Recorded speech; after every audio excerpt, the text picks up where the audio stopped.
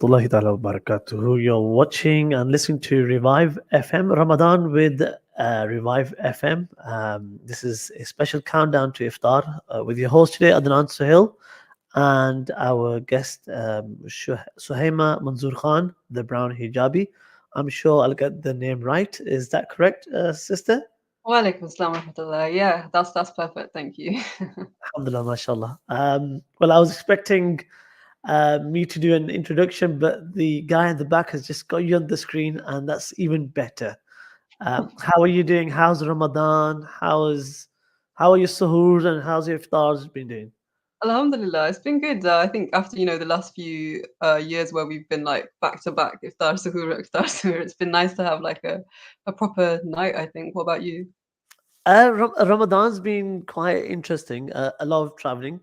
Obviously, there's a lot of community engagement that we as an organization do. So there's a lot of fundraising. There's a lot of speaking to donors, and it's been quite interesting. But let me just start by saying I have to be quite honest with you. Literally last minute, the original host, unfortunately, due to some unfortunate circumstances, cannot turn up. I have heard you for the first time. Okay. That's fine. We're all in the same So, boat here. but I've literally just seen some of the amazing things that you've done online. Oh, Some of my colleagues were kind enough to send me a link of your Instagram. no, that's And mashallah, beautiful. a lot of followers. The name came to me quite peculiar, the brown hijabi, and I asked him, "What's the brown hijabi about?" They just said, "Just ask her." Yeah. So let's start So with the name. the backstory to the brownie charmy. It started as tongue in cheek. It wasn't. So as a background, I'm a writer, I'm a poet. Most of the work that I do is writing, whether that's books, blog posts, essays, or poems. Before I kind of any of that work was publicly known, I wrote anonymously. So I had an online blog, and I didn't want anyone to know it was me. And I attended Cambridge University, which is obviously super white, very elitist, and I felt really hyper visible, right? I was like, I don't want to, put the spotlight on myself for talking about the things that I need to express. But I also knew that, like, if I call my blog the Brown Hijabi, it would be obvious that it is me because there weren't any other brown hijabis in my college or in that space. So it started just as a tongue-in-cheek thing, and then I just put it as my handle. And yeah, now that I have a lot of followers, I'm kind of like a bit embarrassed by the handle. I'm like, should I just change it to my name? But it's too late now. I can't change it. So that's the backstory.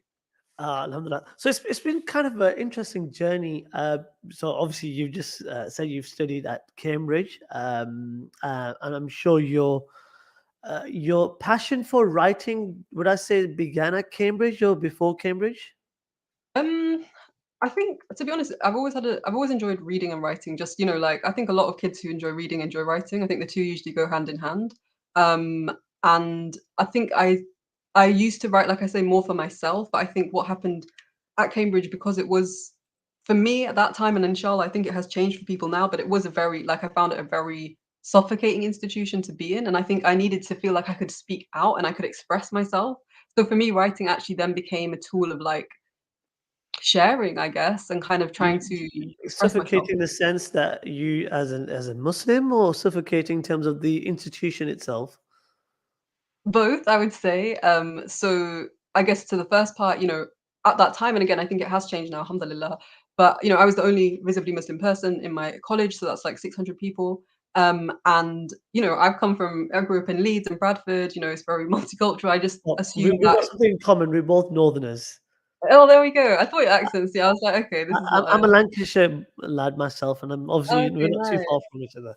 Nice, nice, nice. Well, this is the thing though. So like you have coming from the north, coming from a state school, being brown, being Muslim, and then you go to a place like that. And I think it's, you realize I remember I used to imagine it like when people look at me, there's just these comic bubbles that pop up around my head, and it's like all the tropes that we can think of, all the stereotypes, right? And I think we've all experienced that, whether that's in a workplace or different environments.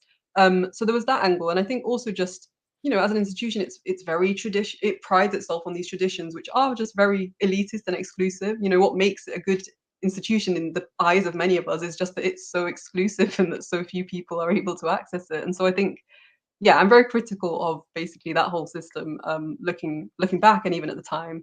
But alhamdulillah. How do you find Ramadan in this country? Do you find it easy? Do you find it accessible in terms of your life as a Muslim? Are you able to carry out your suhoor, your iftar, your tarawih, your prayers as you wish as a Muslim? I mean, I think we all have a different experience, don't we? I mean, I'm very blessed in that I'm a freelancer, so I'm self-employed. So I think that, I don't have to worry so much about like, is there, when I go to my workplace, is there a prayer room? Where am I going to make wudu? That's going to be really tricky. And I can change my schedule in Ramadan, so I do change it. So I'm going to sleep later into the morning because I'm going to be up in the night doing iftar, doing suhoor, doing tarawih, all of that stuff. So I think for me, it's okay. What about yourself? What do you think? How would you answer that? I have literally no idea. For me, I work quite in a Muslim dominant environment, so it's quite easy. We have a office next to the office. We have a mosque, so it's quite accessible and it's Yeah, very flexible. yeah, But I think for many people around this country, Ramadan is a very difficult period. I think, especially if you were a school student or going into college or university, there's a lot of factors involved in terms of exams, having to fast. I'm not sure what kind of things have you come up with, or what kind of things have come across to yourself with regards to issues that Muslims do face when it comes to fasting in Ramadan. yeah. Are there I any think, pros and yeah. cons? I think it's interesting what you're saying because I feel like I remember listening to this talk a while ago, many years ago probably now. But one of the things that they were saying in it was that often we perceive it like that, right? That like it's difficult because this is going on in Ramadan, that's going on. But actually, if we reframe it as Ramadan is this month of mercy and barakah, that actually maybe instead those things will be made easy for us. I think for me personally, there was a couple of years where I was at uni and it was like exams and stuff. And I think my exams finished just before. Alhamdulillah, I think I've always been quite blessed in that like I say, because I'm self-employed, I can plan so that big things aren't happening in the middle of Ramadan, and I can kind of, I'll just focus on writing and stuff. I won't be doing speaking events and workshops and that kind of thing. And I think, if you're blessed to be able to make the most of your time in the ways that you might prefer to in Ramadan, then that is a blessing. But yeah, you're right. There's people who doctors, nurses, school teachers, people who just like can't really take time out, can you, from what you're doing? When I've just literally again, let me just make a confirmation that literally I saw your poster a couple of hours ago, and then on the poster, one of the key elements that was the factor for discussion was the state of affair of British Muslim in this society as well. I'm sure it's a wide discussion, and I'm sure you've discussed this on a number of platforms. As a Muslim female who feels quite empowered, especially in her writing, how do you feel in terms of your presence in this country? How do you feel about your acceptance as a Muslimah in terms of what you write, what you say, and your message when it goes out to social media? Do you feel as a British Muslimah that you're accepted?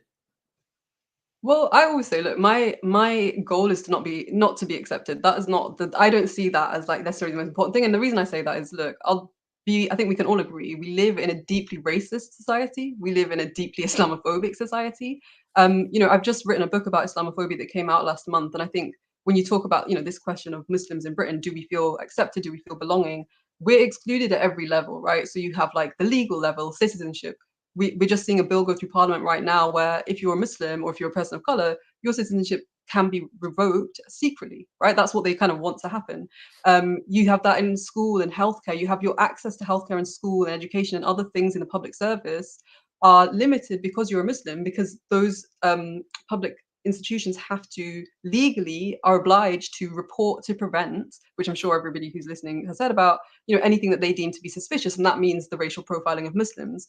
So we're excluded from just kind of everyday access to normal things. I'm sure people have seen stories of, a school child who wrote something like cucumber and then the teacher thinks they said cook a bomb and now they're reported to prevent. So I think that, absolutely no, we're not accepted. But I also think on the other hand to that, is that our goal as Muslims? Like, do we need to be accepted, or is our goal something else instead? Is it to seek Allah's pleasure? Is it to do the things that are required to do that. And if on the journey we can do dawah, and if on the journey we can show people what we stand for, that we stand for justice, that we're people of truth, then I think that's great. But in my own experience as a writer, I think people are receptive. I don't think every individual in this country is like, cruel and malicious. And my whole point is that racism it's not a moral failing. It's not about individuals being bad people. It's about the system and the way that the system is set up. And that's why I give those examples of law, education, healthcare, and that kind of thing.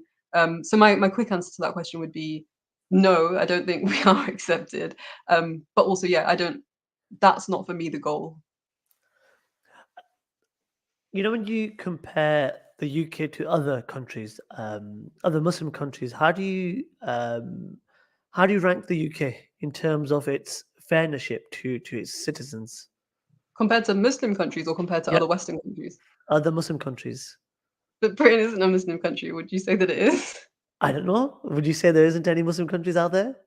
No. So what do you mean? So So how would I I'm just rank saying, how would Britain? you compare Britain as a democratic state Right. in terms of how its response to its citizens? I'm Right. talking more on a geopolitical level here. Right. Right. Right. Right. Um, Right.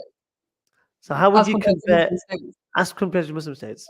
It's a tricky question, isn't it? Because I think a lot of Muslim states that we can think of are very repressive, are very coercive, detain many people who protest or disagree with their stances. But at the same time, Britain's no democracy. Britain is run by the same few people in the cabinet who went to Eton, who went to Oxbridge.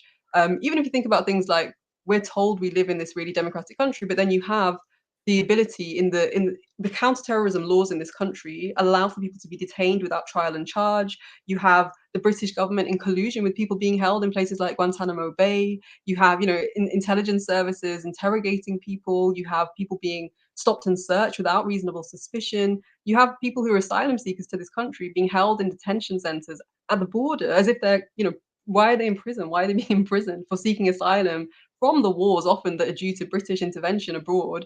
So I think it's less about ranking and it's more about contextualizing, because I think Britain gets away with saying that it's a democratic country purely because of the fact that we go to a ballot box every 4 years, right? But actually, what makes something democratic? Is it that? Or is it the way that you actually approach people, the participation people can have in your country and the choices that are made, the decisions that are made? And if you as a government, like I say, can revoke citizenship or you can deport people, right? We saw the Windrush scandal. We've seen all sorts of deportations that occur. I mean, is that a democracy or is that really just running a system to the benefit of the minority? It's some really interesting points that you made, and I think those who are watching and listening to this countdown to Iftar, if you do want to share your comments and your thoughts, do share them on our social media page. We're on Instagram, we're on Facebook. Share your questions and thoughts to our host, Suhaiymah Manzoor-Khan, the brown hijabi, as she's famously known as. We are here till Iftar. And just passing by some of your stuff that you are working on. I think one of your early things was the post-colonial banter. Um, So it's that's just yeah. pure banter, I'm assuming. Yeah. Not at all. No, it's a poetry collection. And if you're gonna ask me about the title of that one, you're in for another, it's not the title does not match up necessarily to the content of the book, but it does. I mean, the reason I call it so it's a poetry collection. The reason I called it post-colonial banter is that okay, so what is post-colonialism? It's the word is used to describe the condition we live in now, which is apparently after colonialism. A lot of us, though, people of color and Muslims, will know that we don't live after colonialism, that the relationship the West has with many of the countries we are from is still colonial. But the reason I said banter is that I feel that, that can always seem so doom and gloom and like everything's so difficult and like the world is so full of despair. But actually, I feel like we still have a lot of, we have a lot of fun. We make light of it. We still laugh. We still smile. And so I was trying to capture that. But yeah, that was my poetry collection that came out in 2019. We've got a comment from an Abs Javed. Over the time, UK has become more racist and Islamic phobic. I have to agree. The guest makes some poignant remarks. Again, these are the views of the guest. So you've got some endorsement, some I from appreciate that. Yeah. some viewers, and there's some assalamu alaikum and hi to you as well. from some of our listeners. Look, this is very important that we have the views and thoughts of our listeners and our viewers of Revive FM. It's a very kind of a diverse topic that we are talking about. Suhaiymah is a very um, she's done some amazing work on British Islam, and she's written on a number of topics. Inshallah, we'll go through some of the works that she has done. But I just wanted to sort of move the topic more on the actual British Muslims. We've seen here in this country, the open iftars. We've seen interfaith activities happening in masajids. We've seen non-Muslims becoming more what's the word now? Um, Becoming more concerned about the behavior and the well-being of Muslims in this country, that they are able to come into the masajids, wanting to find out what is really happening in the mosques. Is this a good sign for mutual understanding between Muslims and non-Muslims? I think that's a really good question and point, because I think, in my opinion, I'd say, obviously that's a good thing, right? Like, that's not a bad thing. It can't be a bad thing, can it? That people are curious. I think, I was talking to an imam in London, and he was saying that they've had so many people take shahada in the last year. It's just like endless, like so many people coming to Islam. And I think it's the irony almost of Islamophobia, right? You keep Muslims under the spotlight, you scrutinize them, but actually that means a lot of people are just interested and intrigued, like you say. But to your question, do you think that will improve kind of mutual relations? The thing I think is really important to understand about racism and Islamophobia is that, so say that even everybody in society, on a societal level, me and you, our neighbors, our friends, people in the community, if we can all respect one another, we can all even love one another, we can all care for one another. But the way that Islamophobia works, it's not done through individual people. It's that system, and it's that downwards thing. And I think what's interesting is that sometimes when we talk about Islamophobia, we only talk about, hate crimes, and we talk about verbal assault, or, a woman's hijab being pulled off. And those things are obviously really traumatic and violent. But actually, the source of Islamophobia isn't those things. That, I would say, that's the tip of the iceberg. And I would say when you go down the iceberg, you start to find the real root causes. And so is it enough to just have mutual relationships that are good in society? I don't think so, because you'll still have arms manufacturers selling drones and bombs that are used in Muslim countries against Muslim civilians, and you'll still have, a security industry that's making millions and billions of pounds on the back of the idea that Muslims are a threat to our country, at our border, and in our country. And so, for me, the fact that you'll always have these surveillance systems and that people are benefit, I think the important thing is people benefit. The profit is made from this idea that Muslims are something to be scared of. And so even on a societal level, if we all kind of, are good to one another, I think that doesn't address the real root cause. And so I think it's a good thing, absolutely. But it's almost like it's a good thing that doesn't actually affect the root cause of the bad thing. So that's the way I would see that. The time here in the UK is in London studio is 7:33. We'll be going for a small commercial break. You're watching the countdown to Iftar, Ramadan with Revive FM. We have our special guest today. She's very famously known as the Brown Hijabi. Check her out on Instagram. But most importantly, do read some of the stuff that she has written about. Against another comment, invitation to masjids has its limitations. The real issue is the systematic and insidious process where the masses are brainwashed to hate the other. Having to constantly prove our existence is not the answer. What's your comments on this? I really agree with that. So one of the first pieces of work that I had that went viral was a poem that was called "This Is Not a Humanizing Poem," and the argument that I made this poem. So you probably remember 2017, the London Bridge attack. Um, Yeah. I remember I was living in London at that time, right? I was studying, and I remember I came out of the mosque. It was in Ramadan. That was the other thing. I'm sure people remember. And my mum had sent me a text saying, be careful on your way home. And something bad's happened. You have that sinking feeling. And when I got home, I saw the news, and I was supposed to be doing this poetry slam. A poetry slam is just a competition where people perform poetry, right? At the end of the week, and I didn't know what to write about. And so I started to try and write a poem about Muslims, right? And I was like, Muslims, we're not all bad. We're good. We're just, we're normal too. We do normal things. We go to Tesco's. We go to, whatever it is. But then the more I wrote that poem, the more I realized that, why am I trying to prove myself to some audience of people that don't know me just based on the fact that I'm Muslim. And I think what that person said in that comment is really the most important thing, which is that proving ourselves, our humanity, and our worth again and again and again won't actually change the conditions that we live in. It's not going to mean that, right now, 15% of people in prison in this country are Muslim. Us proving that we're not bad, we're good, we're kind, that's not going to unlock those people from prison. The fact that 50% of some people held in some detention centers where people come seeking asylum to this country are Muslim. Again, us proving that, look, we are valuable, we do have worth, isn't going to change that fact. And so I think it's not about, I think, is it Malcolm X who famously said that, you don't plead with your oppressor about your humanity. Instead, you resist the oppression. And I think we have to really get out of this mindset of, pleading. I think we think about, the example of the Prophet Musa alayhi salam, and he goes to Pharaoh and he says, let my people go, basically, right? He says, worship Allah, there's one God, and let my people go. He doesn't say, oh, do you think maybe could I have a place in your administration? And then on the back of that, so I think we have to be quite clear about, it's not about saying because the children of Israel are, good, or they're kind, or they're not bad how you think they are. He just said that they should go because that's the true and just thing to do. And so I think that we should kind of take that prophetic model and not just try and prove our humanity again and again, but just stand for what's just and what's right. And we have a right to do that. That is, and I believe that's what we should be doing as Muslims. Okay, inshallah, we'll talk more about the current crisis amongst British Muslims. It's a very interesting discussion, and quite interesting. Talked about the prophetic model in terms of how you use the example of Prophet Musa.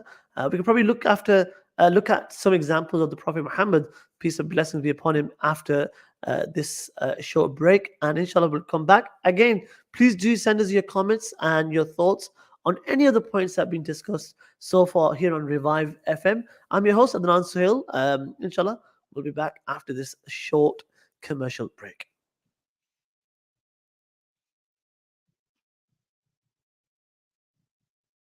Let's connect with the Holy Quran. Minhaj Dawah Project distributes the Holy Quran in plain simple English for free. You can donate £3 and sponsor a Quran to a loved one, a neighbor, a colleague, or a friend. We distribute Qurans totally free of charge across the whole UK, including in prisons. Please call us now to contribute on 0300 030 1951 or email us on dawah@minhajuk.org. We all have a part to play to keep Newham safe and help everyone to live with COVID-19 safely. You can reduce the risk to you and those around you in lots of ways. You could open windows to let fresh air in, wear your face covering when in crowded indoor spaces, do a rapid test before seeing people who are at a high risk from COVID-19, or stay home if you have COVID-19 symptoms. We are healthy. We are Newham. Thank you for helping to keep Newham safe. A Sadaqah Jariyah unlike any other. This year, Allah has blessed us with the incredible opportunity of illuminating the interior of the Dome of the Rock Masjid, the exact place where the Prophet ﷺ was ascended into the heavens. This new lighting system will illuminate the central areas inside the Dome of the Rock. Gain the reward of praying in Masjid Al-Aqsa and give today.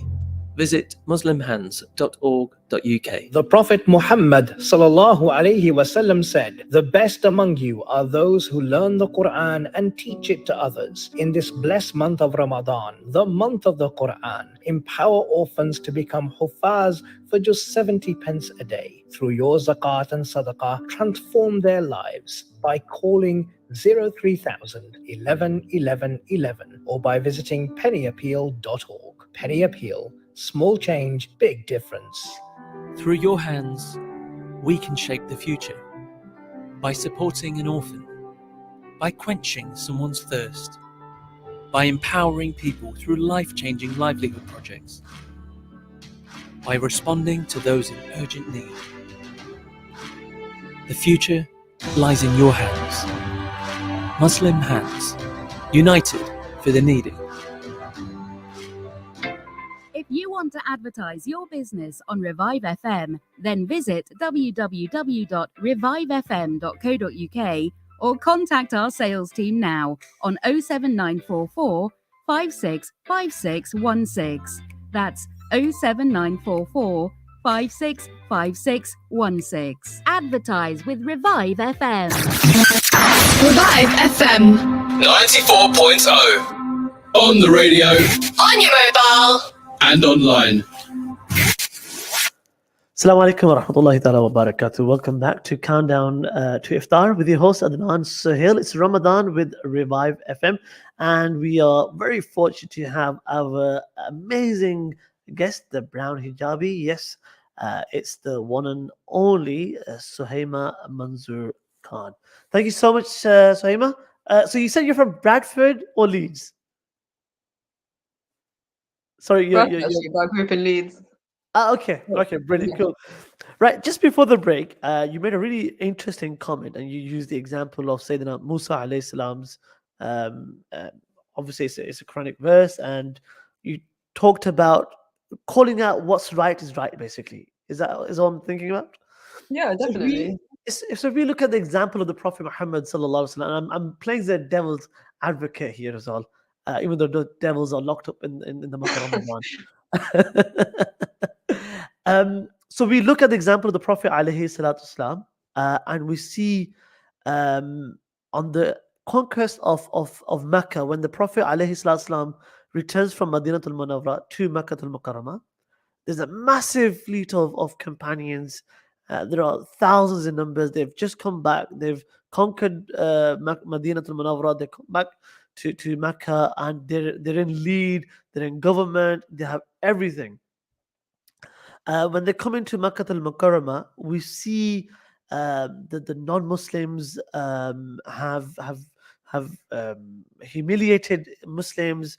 Even those who were the worst of enemies said the worst of things to the Prophet alayhi salatu wasalam.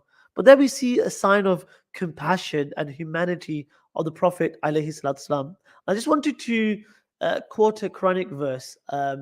So basically, my background is Islamic theology. So I just thought what you said made a quite interesting point for a discussion here, basically. So in the Quran, Allah Ta'ala says, وَإِذَا حَكَمْتُمْ بَيْنَ النَّاسِ أَن تَحْكُمُوا بِالْعَدْلِ. I'll translate that for you. So whenever you decree with one another, whenever you want to make a ruling between people, وَإِذَا حَكَمْتُمْ بَيْنَ النَّاسِ أَن تَحْكُمُوا بِالْعَدْلِ. So decree or make a ruling with adl, with justice.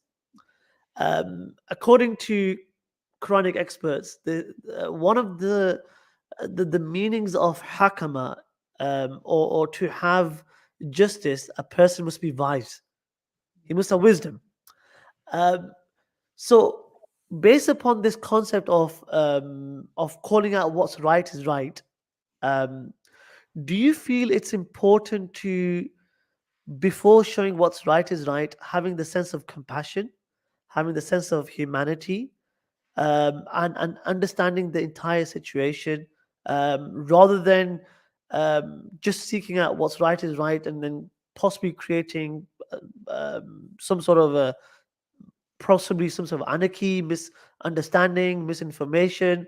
Are you getting what I'm trying to That's say? what you're saying, definitely. I think my response to that would be, I think it's a situation by situation one, right? Because I think you can't, I think in a situation where, someone is clearly being persecuted, I don't know if you need to sit back and go, first, let me understand the situation. You're seeing someone hit someone with a rock, right? And it's like, this is a person who's been persecuted for years and years and years.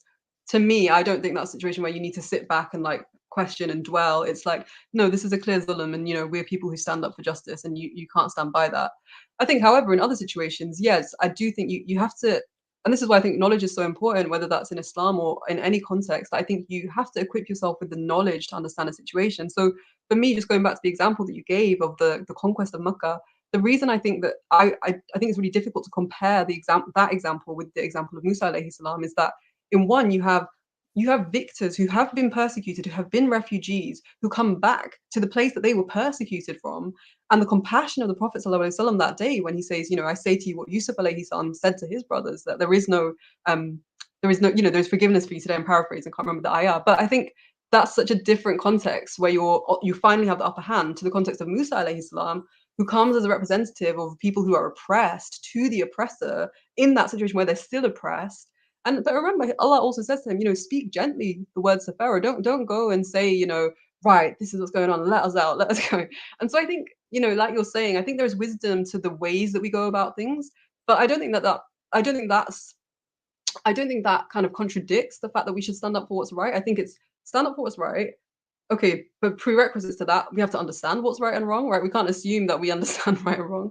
We have to understand how to, the manners of that, the adab of that, all of these kinds of things. So I think what you say is a really important point. And I think that we do perhaps live in a time where we live in a very reactionary time. Think about social media, especially. It's like, oh, this person said that thing, they're cancelled. This happened, that's, cancelled. And I think that's not particularly, doesn't seem like a very compassionate and merciful kind of response to one another's mistakes or flaws or errors. At the same time, can we equip ourselves with the knowledge, the understanding to maybe more, and this is why I'm always more interested in like the root causes of things, I mentioned earlier, rather than the kind of, the kind of tip of the iceberg stuff that we see. Because I think if we look at the root causes, we begin to then think, okay, strategically, what's the best way to end racism? Is it just say to everybody who says something racist, oh, you're wrong, you're an idiot, you're mean? Or is it, what's the actual root of this? How do we target that? And so I think what you said is a really important point. And I think it also reminds us that, at least in my limited understanding, in Islam, there are different approaches for different moments. If we think even about the advice that when the Muslims are in Mecca and they're being persecuted, that's not the time to actually take up arms and fight back. However, then later you are told actually this is the time now to fight. And so I think got to think about where you are, when you are, what's going on, what's the circumstances, and also like you say, we have to equip ourselves with knowledge. I think we can't just remain ignorant and then try to be taking actions based on ignorance. Again, some really interesting points. I'm just getting some messages from my phone as well with regards to the discussion as well. One of my friends, I'm quite shocked that he's actually listening right now, but he probably found out I'm on my way. So his question is basically on. Apparently, he's a fan of yours. So I'm not going to mention his name. I don't want to embarrass him. So he's asking about the book that you wrote, Tangled in Terror: Uprooting Islamophobia. Yes, and I'm sure that's something that's should be on everybody's bookshelf right now. If not, it should be. So there's a lot of things you've written in that, and obviously you talked about the root causes of Islamophobia. Now, for that to happen, we kind of need to get into the brains and mindsets of possibly Muslims.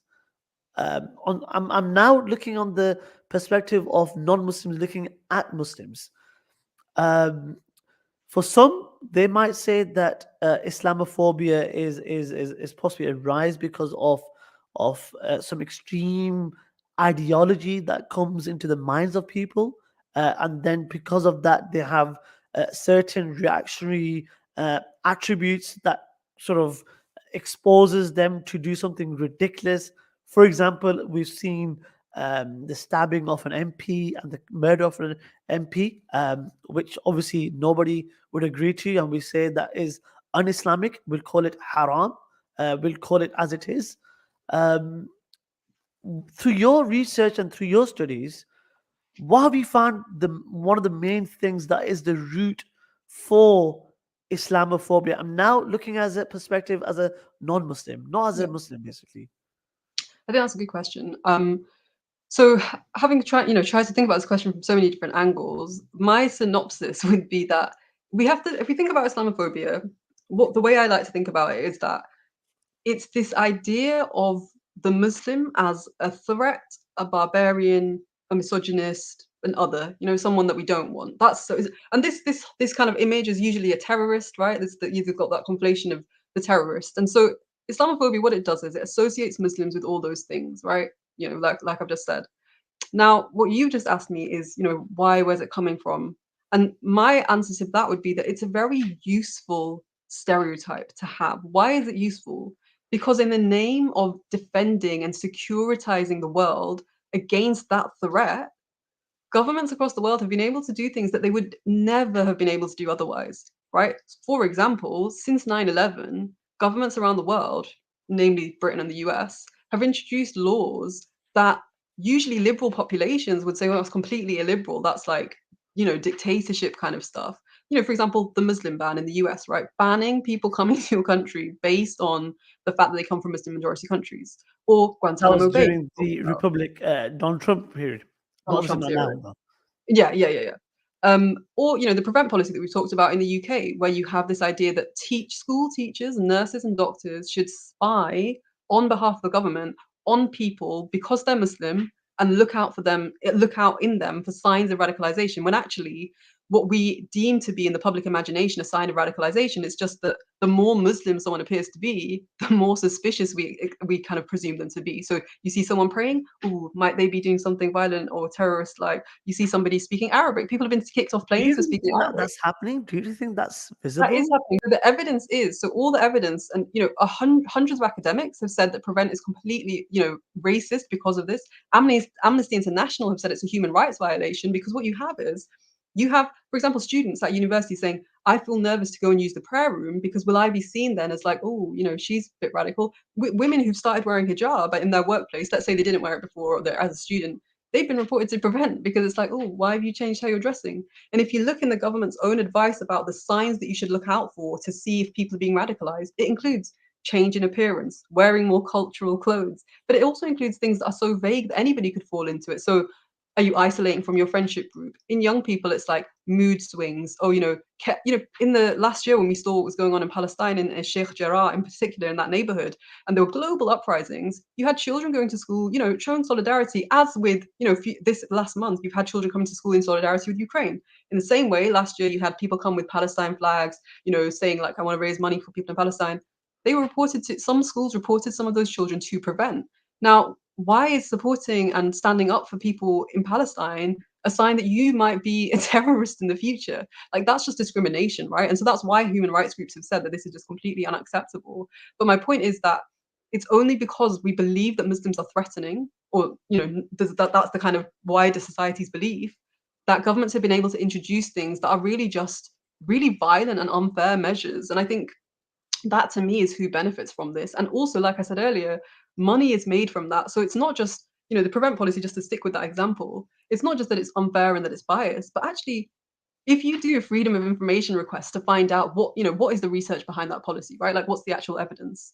You won't get the study that's behind it because it says that this is not released to public view because of its commercial value. What that means is that the UK government is selling the prevent policy. It's a commodity that it is selling that has commercial value.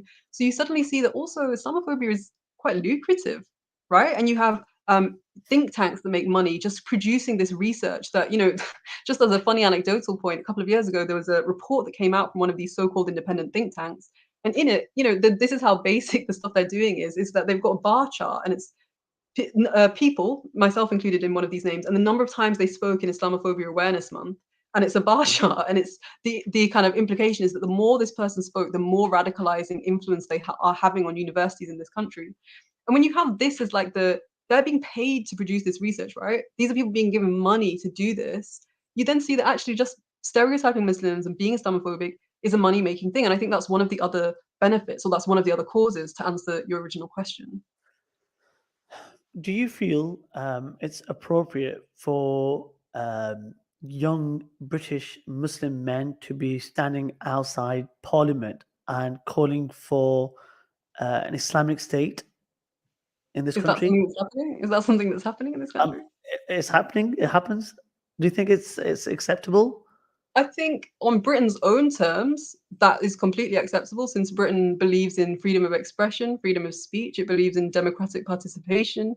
I don't see what they would be doing wrong in saying their kind of opinions outside Parliament. They don't sound like it's a non-violent expression. It's nothing that Do you sounds. To me, feel do you feel that as a Muslim that we are advised to be saying things like this in a to me, that seems a environment? bit random. To me, that seems a bit random. Like, I don't know why you would expect like this government to become an Islamic government. So I do. Yeah, I do. To me, I wouldn't understand that. No. The reason why I'm saying this is because obviously we see young British men on the streets calling for an Islamic State here in this country, and also for a global Islamic State around the world. Let's start here at home, basically. If somebody does see a young British Muslim calling for Islamic State here in this country, so that's my original question. Yeah, what would I Um, say? I would say, what what do you would you mean say? I would say, what do you mean by an Islamic state? Tell me what you have in mind. I'm not the one who's saying No, it. but So that's what I would say to the, but that's what I would say to the okay, person. okay. Because otherwise, So if they I'm just said going to you, if they consume said what to they're you, saying. if they said to you, for example, we want to rule by Sharia, and we want to rule by the Quran and Hadith in this country, I would say that's very vague because there's no one interpretation. You can't. Who's Sharia? Who's like which? But like, who are you? A jurist? Are you a scholar? Or are you just a random person who's saying you want to rule by the Quran and Sharia? And are you going to rule this country? I mean, how are you going to get into parliament and do that? Are you going to change the legislation? Like, I would just ask them more questions. That's really confusing. Stands to me. so would you? So if somebody was to say to bring about an Islamic state in this country, would you say that's is extremism? The person that's I calling out for extremism, I wouldn't say it's extremism. I would say it's confusion. I would say you seem confused to me. Like, do you the person understand the who's context? shouting out that let's bring Islamic state in this Yeah, I country. would say you seem confused. Like, what? I Okay. think you need to But take a step back. Like, if a I think it goes back non-Muslim to what if a I would non-Muslim say. was to say that this guy is quite extreme, what would you say then? I would say that word extreme is so loaded that I really don't like using it because I would say, do you not think it's also extreme for a prime minister to say that women who wear niqabs are bank robbers? Do you think that's an extreme comment? Do you know what I mean? So I think that's a really loaded term and I don't like to use it. So you would call that person confused, You lacking seem knowledge. confused to me. Yeah. Do you find Boris Johnson confused and lacking knowledge? See, the difference is he's in a position of power, right? And so I think once you're in a position of power and you're saying things that are very deliberately discriminatory, that's a completely different thing to being a random citizen who's making a comment about something that will never happen. You're never going to make Britain an Islamic state. Like, what does that even mean? You don't even can't not you, but the person can't even define that. So those are two very different things to me. British Islam politics is a massive discussion on every single dining table. I know there's a lot of issues that the UK government have issued over the past year or 2 years, which probably does not go quite friendly with a lot of British Muslims living in this country. What's our response, or what should our response be? One, I'm asking you as a researcher, as a journalist, and obviously through your understanding of Quran and Hadith. So I'll start with okay. So from on the one hand, one thing that I always try and think about is this hadith where we're encouraged that if you can't change something with your hand, change it with your tongue. If you can't change it with your tongue, change it with your heart. And I think whether you were asking me about Islamophobia or about anything else, that I would probably encourage everybody of us to start there. Now, a lot of people will feel I just don't know what can I do, right? What can I do personally? I'm just a humble person trying to work. I've got kids to look after. I've got to pay the bills. What do you expect me to do about Islamophobia? And so in that context, in the book that I've written, Tangled in Terror, one of the things I encourage that all of us can do is that we can all change the language that we use. And that's really powerful. And so, what I just said to you about I don't like the word extreme because I think it's very loaded.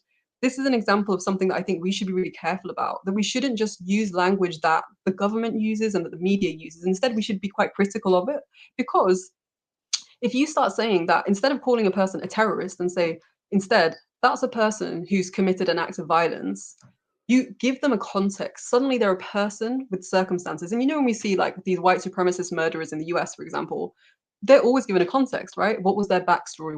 How did they grow up? What was their psychology? All of these other things. And that's really important because it helps us understand violence. And when we don't do that to Muslims, when we just use words like terrorist or extremist or whatever else, we actually fail to see again the root causes of that violence, because most times people who do commit acts of violence and are Muslim, the reasons they give are much more to do with geopolitics, foreign policy. And if we ignore that and instead say, no, it's just because they're Muslims, they're radical, they're extreme, we're missing a crucial thing. So I say to people, and the same with the other way around, rather than calling, state violence security, rather than saying this is, it's just a security policy, let's say instead, actually, this is a really harmful violation of human rights, whether it's prevent, whether it's detention, deportation, some of the things we've mentioned today.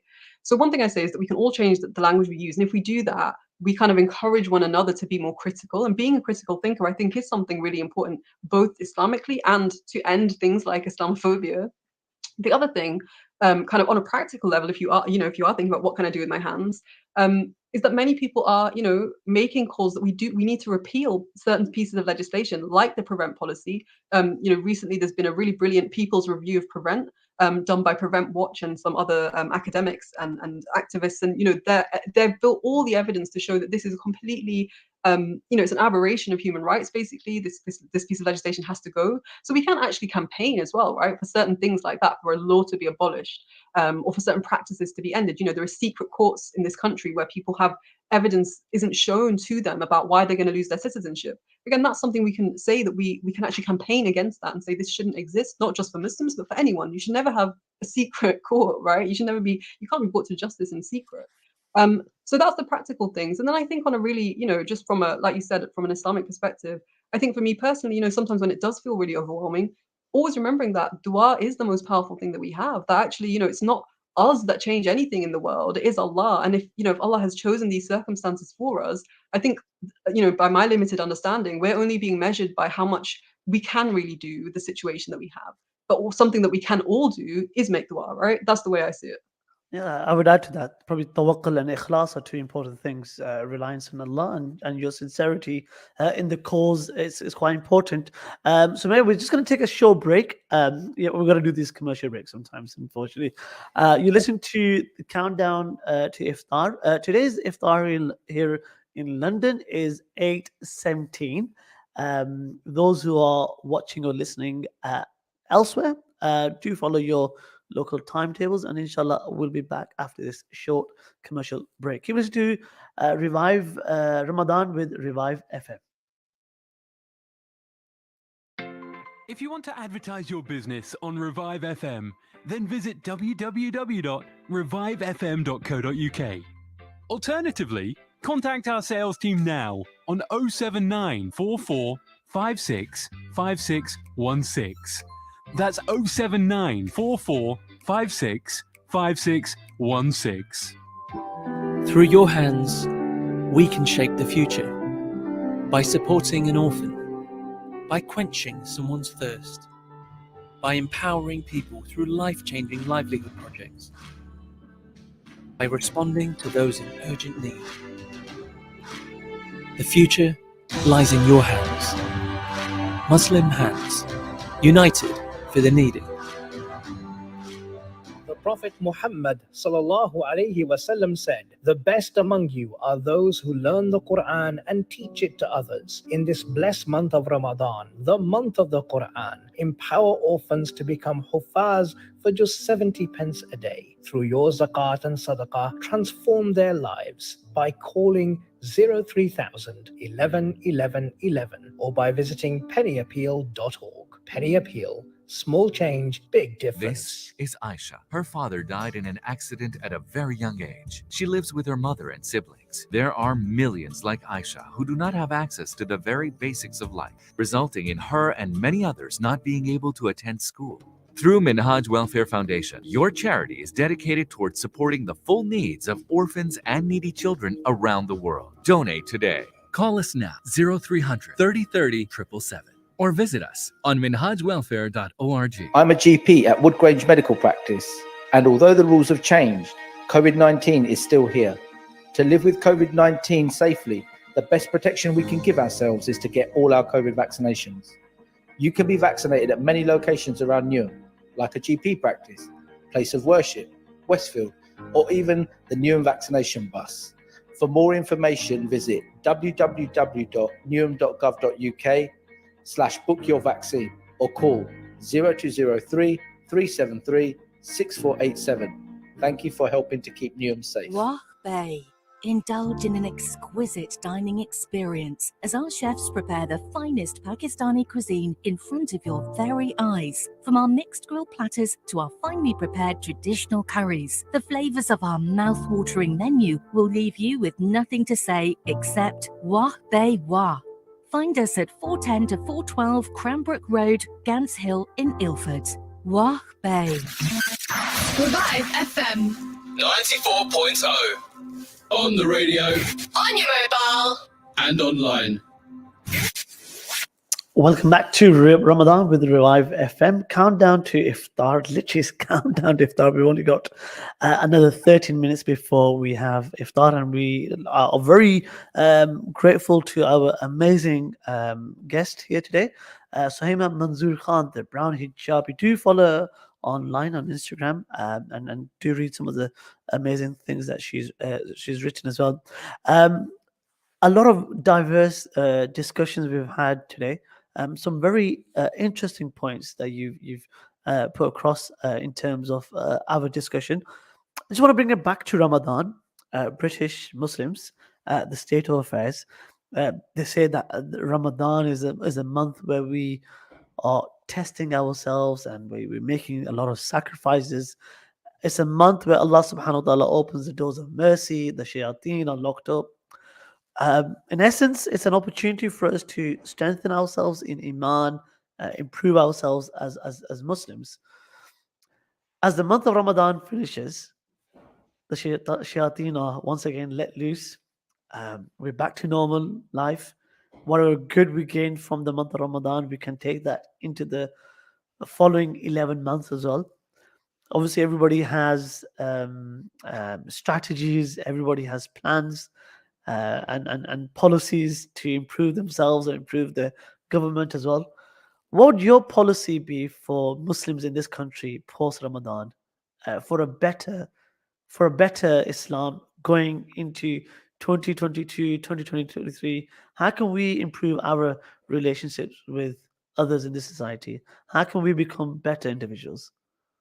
I think probably the advice I'd give myself, and probably maybe something I'd invite all of us to, is that it goes back to something you said earlier, that I think education is really key, right? I think, can we call ourselves Muslims without knowing much about what Islam is? Can we call ourselves Muslims if we don't know much about the character of the Prophet ﷺ, if we don't know much about what it is that Allah's asked us to do? And so I think whether it's that, what would be beneficial to aiding us in kind of ending oppression, or whether it's what would be beneficial in, aiding us in our relations to others, or whether it would be what's beneficial to the Muslim community, I think that it is equipping ourselves with knowledge as a starting point. A lot of times I do think that's a really important thing, and I think that is something that might help to put us in a position where we can be more strategic, thinking through other things, thinking about how we're going to end certain types of oppression or injustice, or whether it's thinking about how we're going to come together and work really, unitedly against or for things. So I guess I don't know if it's a policy, but I think, we're supposed to encourage one another, right, towards goodness. And I think perhaps equipping ourselves with knowledge is a form of goodness.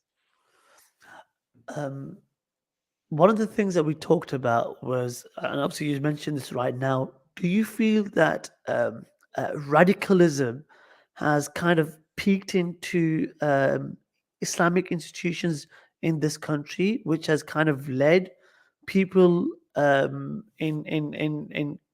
doing or having this how can I call this this sort of creating this sort of confusion among society about what Islam is, especially to non-Muslims, because obviously there is this Islam which talks about peace, harmony, and tolerance, but then there's another element of Islam which talks about really extreme concepts and extreme thoughts, which doesn't talk about which even does not allow for non-Muslims to come to the mosques. So how important is it that our institutions are secure, safe, especially for our future generation of Muslims?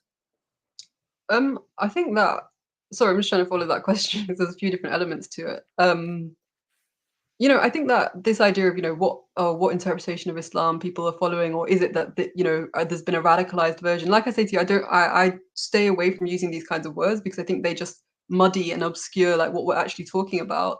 But I think for me that something just to specify things. Okay. Okay, let's not use muddy terms or words like that. There is an interpretation which is really important. Obviously, that comes through scholarly understanding, your knowledge of the Quran and Hadith. Then there is an opportunity where individuals can take things out of context without true knowledge, and if we were to sort of translate that into the masses, that would be a translation of radicalism. They've not understood something, and it's purely away from the mainstream Islamic thought. Detrimental. It would be detrimental.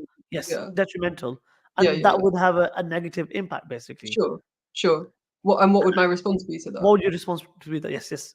Kind of my same answer to the previous question, which is does this not link also again to education and knowledge, right? Like the only way we can guard ourselves against harmful knowledge is to have access to beneficial knowledge. And that's actually a dua we should make, right? Allah increase me in beneficial knowledge. Why is there a specification of types of knowledge that's beneficial? That means there is a type of knowledge that's not beneficial. And obviously there's many different, that could be many different things. But one way I think we can think about that is to protect ourselves from, knowledge and pieces of information that are misinformed, that are misguided, that are not right. We do have to equip ourselves with the understanding of what is right. And I think this goes back to what you were saying.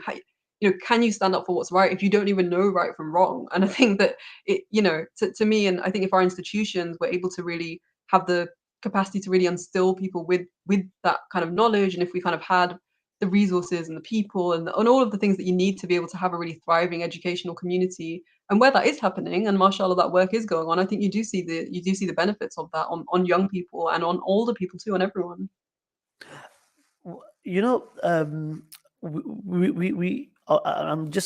I'm really amazed with the work that you've done, and you sound like a woman, very empowered, very vocal in terms of your views and thoughts.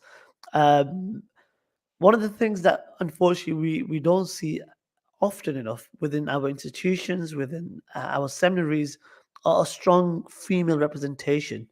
Why do you think that is so? And what could we do as a Muslim ummah or as a society to change that, so that there is a strong representation on both sides? I think that it is changing. Alhamdulillah, I'll start with that. And I think that, especially maybe, I don't know about Britain necessarily, but I think online, like you do see a lot more, Muslim women who are sheikha and who are like educated. I would say in the UK. Let's focus on the UK. Okay, Britain Islam. So to answer your first part of the question, why do I think that is? I think there's many, many reasons. But I think fundamentally, I do think there's a problem in that I don't think as a community we really value and see women as human beings. Like if I can say it like that, I think the idea of we're all souls and Allah's going to hold all of us accountable. If we really believed that, then it wouldn't really matter like whether you're a woman or a man, whether you can attain knowledge and whether you can kind of be an educator or not. And so I think part of it is perhaps that we've not really understood really what Allah has kind of that asked all of us to be vicegerents on earth, right? Not just said actually you lot stay at home and don't do anything. So I think that's one part of it. And I think you forget about it was Adam and Hawa. Right. It was Adam. Right, exactly. And there's why would Allah have made men and women? There's no reason to do that if women have no purpose or role in the world. So I think that's part of it. And what was the second part of your question? How do we address that? Yeah, how do we address this? I think I think again this links to education, right? I think we all require educating, but I think also we have to have the resources, make it more easy for women to access knowledge. I think a lot of times, if even just simple things like, can you go and ask your local imam at the masjid the question if actually there's no women's section in your mosque, or like if you can't even just access the imam easily, if you can't walk into the masjid feeling comfortable.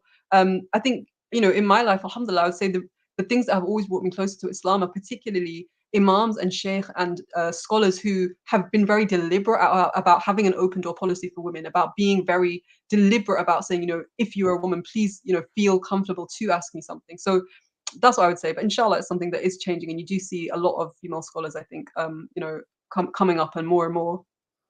As soon as Ramadan finishes, what's your plans? What are you hoping to do? Are you hoping to write more? Is anything in the pipelines?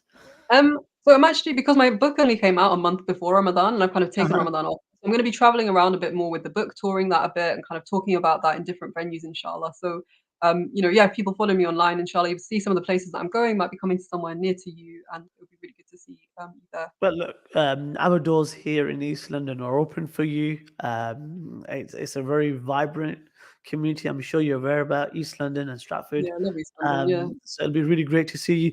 Look, we've got Iftar's at 8:17. I know you probably need to get ready for Iftar as well. What's been cooked at home today? Is it what's been cooked at home? Oh gosh, I'm actually showing myself up for not being in the kitchen right now, aren't I? Something's being cooked, inshallah, but it's not by me. Unfortunately, it's something to see. I'm here with you, but now spiritually you might be cooking. I'm not sure if that it still exists somewhere, but alhamdulillah. What would your sort of final thoughts be to it's the last Ashura. It's an opportunity where we seek nijat and we seek emancipation from the hellfire. You talked about prayer, we talked about tawakkul, ikhlas, cleansing ourselves. It's an opportunity where we can sort of self-reflect. What would your final words be to Ramadan with Revive FM listeners and all those brothers and sisters who are tuning in right now? I guess that one thing I would say, and I said this on a phone call with a friend earlier today, is that I think in Islam we're always reminded that endings count. And so if you feel like your Ramadan has not really been that up to scratch so far, you haven't really felt like you managed to get out of it what you wanted, it's not over yet.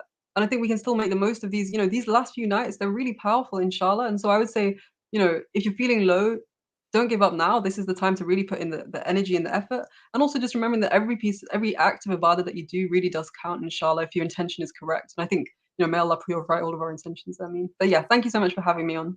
Suhaiymah, I really do apologize for my ignorance early on, and Sorry. for not knowing who you are. Why should you? That's fine. I'll definitely follow you more and read about the amazing things that you've written, especially by your latest book, which is the Tangled in Terror, Uprooting Islamophobia. On behalf of Ramadan with Revive FM and the entire team, thank you so much. This was the Brown Hijabi joining us on this amazing countdown to Iftar. It's 8:16 and we'll be having the Iftar dua at 8:17.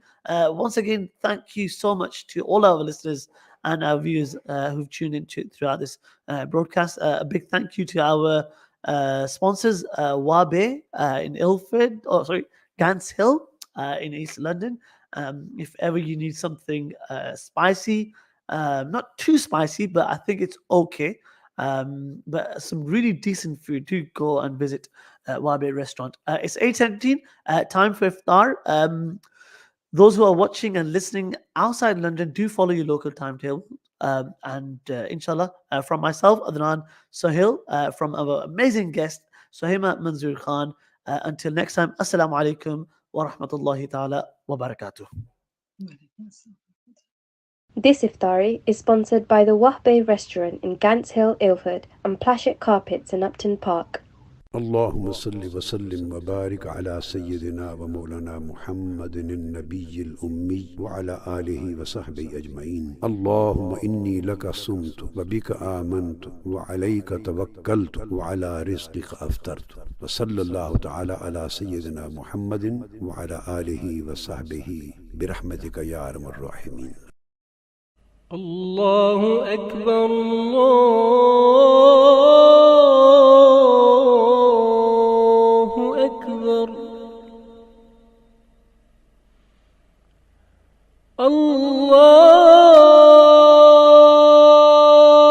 الله أكبر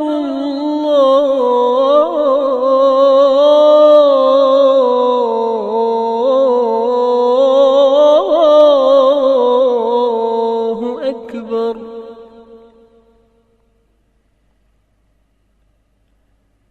أشهد أن لا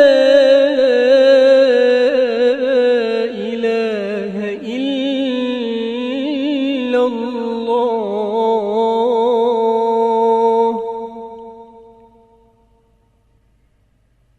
أشهد أن لا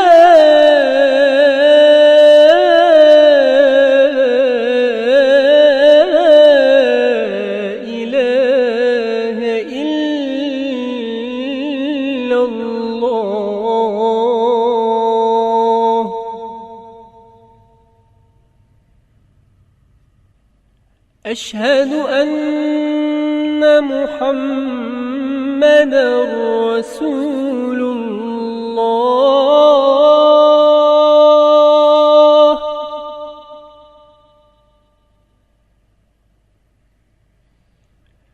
أشهد أن محمدًا رسول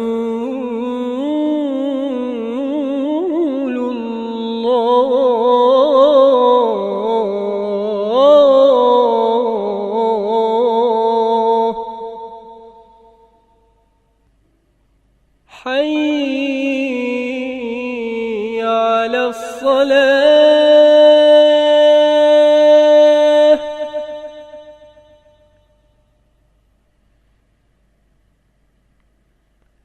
حي على الصلاة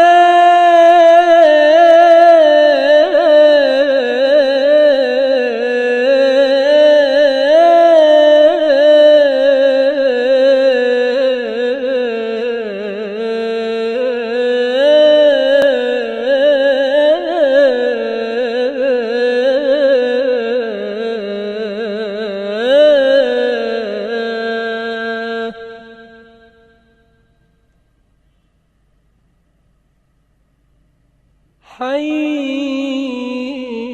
على الفلاح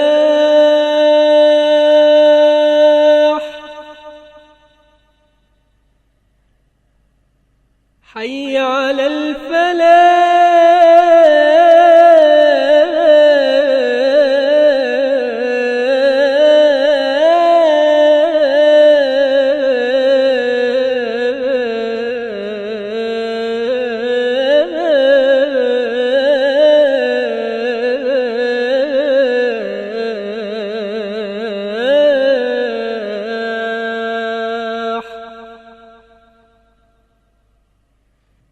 الله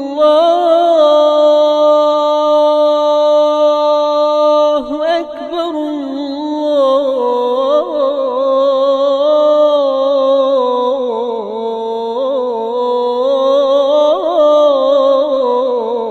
الله أكبر لا